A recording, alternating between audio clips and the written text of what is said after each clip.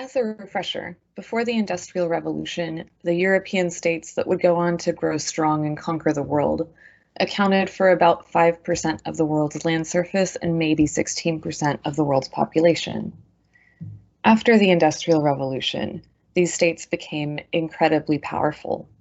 11 Western nations controlled nearly 3/5 of all territory and population, and close to 3/4, or a staggering 74%, of global economic output by 1913. Average life expectancy in the states went up, the standards of living went up, and life for the parts of the world that they conquered grew more and more difficult. As we've seen, imperialism is an extension of how capitalism ran in the Industrial Revolution. Capitalism, remember, is all about earning profit for business owners, and that profit motive, the drive to make more and more money, led states eventually to get in the business of conquering other places or dominating them, to get raw materials, to bring back to Europe, to make finished products within the factories at the cheapest possible costs. Imperialism, so taking over other countries and taking their stuff by force, is the cheapest possible way to do that, so it leads to the most profits, which is why some critics of imperialism link it very directly to capitalism. Conquering, meanwhile, requires and encourages mass production of weapons, which encourages militarism. This raises a number of moral issues, right? So like these states used their industrial advantage to mass produce weapons to use against populations that didn't ask for any of this in order to exploit them for raw materials, for labor, and also to use them as markets to sell finished products to. Today we're going to look at how that played out in the form of imperialism that was informal, where the states didn't officially take over land and claim it as their own. They just dominated different parts of the world economically and politically without actually having to conquer it by bringing them into their spheres of influence, often with a lurking military threat behind it. And we're going to look at two cases in Asia that kind of show how this played out, in China and in Japan, using a chapter from my tried and true Little History of the World by E.H. Gombrich. He writes, "Thanks to railways and steamships, the world became much smaller. To set off across the seas for India or China was no longer a perilous or dangerous adventure into the unknown, and America was almost next door. And so from 1800 onwards, it's even less possible to see the history of the world as only that of Europe. We must take a look beyond our frontiers at Europe's new neighbors, and in particular at China, Japan, and America." Before 1800, China was still, in many ways, the same country it had been at the time of the rulers of the Han family, at around the time of the birth of Christ, and at the time of China's great poets, 800 years later. It was a mighty, orderly, proud, densely populated, and largely peaceful land, inhabited by hard-working peasants and citizens, great scholars, poets, and thinkers. The unrest, the religious wars, and the endless disturbances which troubled Europe during those years would have seemed alien, barbaric, and inconceivable to the Chinese. Guided by the principles of Confucius since ancient times, the empire flourished. On occasion, learned Jesuits, which were Catholic Europeans, missionaries, came to China to preach Christianity. They were usually received with courtesy, for the Emperor of China wanted them to teach him about Western sciences and about astronomy in particular. European merchants took home porcelain from China. People everywhere tried to match its exquisite fineness and delicacy, but it took centuries of experimenting before they could do so. In how many ways the Chinese Empire, with its many, many millions of cultivated citizens, was superior to Europe, you can see from a letter sent by the Emperor of China to the King of England in 1793. The English had asked for permission to send an ambassador to the Chinese court and to engage in trade with China. The emperor, a famous scholar and an able ruler, sent this reply: You, O king, live far away across many seas. Yet, driven by the humble desire to share in the blessings of our culture, you have sent a delegation, which respectfully submitted your letter. You assure us that it is your veneration for our celestial ruling family that fills you with the desire to adopt our culture. And yet the difference between our customs and moral laws and your own is so profound that were your envoy even capable of absorbing the basic principles of our culture, our customs and traditions could never grow in your soil. Were he the most diligent student, his efforts would still be in vain. Ruling over the vast world, I have but one end in view, and it is this: to govern to perfection and to fulfill the duties of the state. Rare and costly objects are of no interest to me. I have no use for your country's goods. Our celestial kingdom possesses all things in abundance and wants for nothing within its frontiers. Hence, there is no need to bring in the wares of foreign barbarians to exchange for our own products.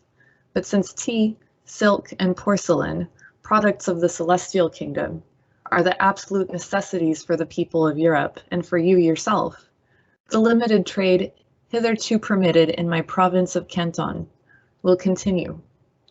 Mindful of the distant loneliness of your island, separated from the world by desert wastes of sea, I pardon your understandable ignorance of the customs of the celestial kingdom. Tremble at my orders and obey. So that was what the Emperor of China, all the way over here, had to say to the king of the little island of Britain, all the way over here. But he had underestimated the barbarity of the inhabitants of that distant island, a barbarity which they had demonstrated several decades later when they arrived in their steamships. They were no longer prepared to put up with the limited trade allowed to them in the province of Canton, and they had found a ware, or a product, that the Chinese people liked all too well, a poison, and a deadly one at that. When opium is burnt and the smoke is inhaled, for a short time it gives you sweet dreams, but it makes you dreadfully ill. Anyone who takes up smoking opium can never give it up. It is a little like drinking brandy, but far more dangerous. And it was this that the British wanted to sell to the Chinese in vast quantities.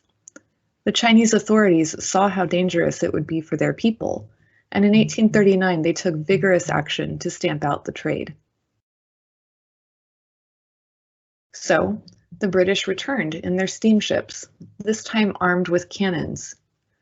They steamed up the Chinese rivers and fired upon peaceful towns, reducing the beautiful palaces to dust and ashes. Shocked and bewildered, the Chinese were powerless to stop them and had to give in to the demands of the big-nosed foreign devils. They had to pay a huge sum of money and open their ports to foreign trade.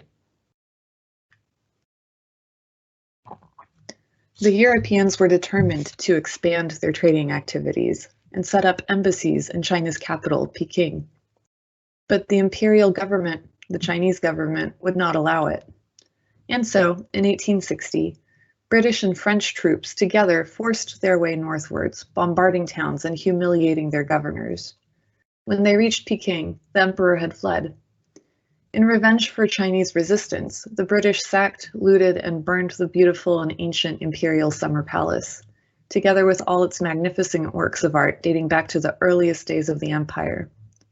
Wrecked and in a state of utter confusion, the vast and peaceful 1,000-year-old empire was forced to bow to the demands of Europe's merchants.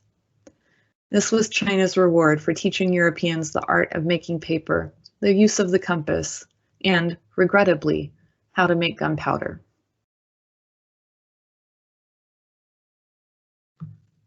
If I were to summarize the story of imperialism in China, this is how I would do it. If you're in my class at the moment, I'd like you to pause and write your own summary of what happened in China and how it exemplifies informal imperialism. Then press play again to learn about Japan.